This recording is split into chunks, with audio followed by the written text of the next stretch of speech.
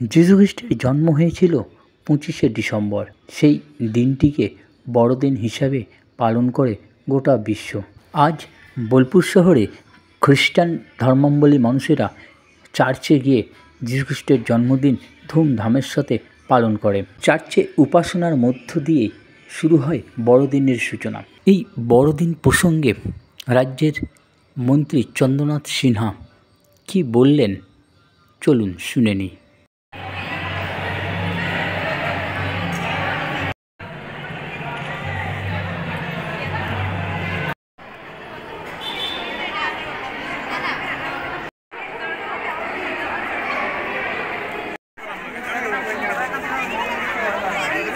দেখুন, আজকে খ্রিস্টোৎসব, এটা বাংলার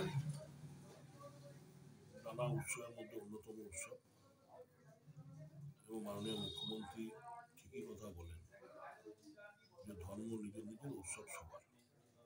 তাই আজকে দুর্গাপূজা, ঈদ আর এই খ্রিস্টোৎসব তিনটি বাংলার মানুষের কাছে সমার্থক হয়ে উঠেছে।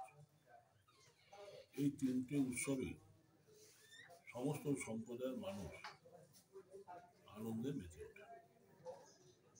দুর্গাপুজোতে অন্য ধর্মের মানুষরা যেমন আসে, ঈদেও এখন অন্য ধর্মের মানুষরা, ধর্মের মানুষরাও যাচ্ছে। খ্রিস্টোৎসবে সমস্ত ধর্মের মানুষরা মেতে ওঠে। এটাই বাংলার ঐতিহ্য। দুঃখের বিষয়, এই ঐতিহ্যকে ভাঙার জন্য কিছু মানুষ অনেক চেষ্টা করছে। তার সঙ্গে আমাদের কিছু বেঈমান মানুষ তাদের সঙ্গে হাত মিলিয়ে এইটাকে, বাংলার ঐতিহ্যটাকে ভাঙার চেষ্টা করছে। কিন্তু আমরা আশাবাদী যে আমাদের দক্ষ সেনাপতি মমতা ব্যানার্জি থাকার ফলে তাদের উদ্দেশ্য সফল হচ্ছে না এবং কোনোদিনও তাদের উদ্দেশ্য বাংলার বুকে সফল হচ্ছে। এখানে সমস্ত ধর্মের মানুষ, সমস্ত বর্ণের মানুষ, সমস্ত ভাষাভাষীর মানুষ একসঙ্গে বাস করে বাংলাকে এগিয়ে নিয়ে যাবে।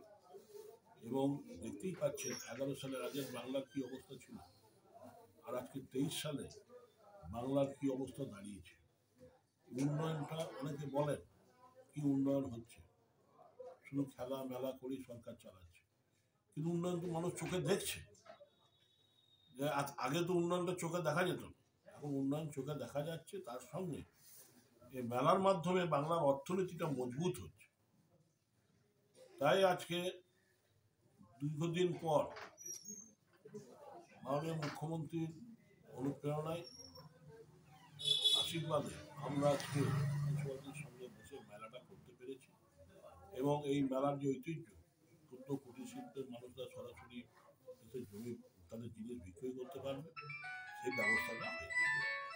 এবং এর মাধ্যমে আজকে ভারতবর্ষের জিডিপি হার বা ভারতবর্ষের অর্থনীতি যে বাংলা অনেক এগিয়ে আছে, তার কারণ হচ্ছে বাংলার গ্রামীণ অর্থনীতি আমাদের মজবুত এবং ভবিষ্যতে আরও মজবুত।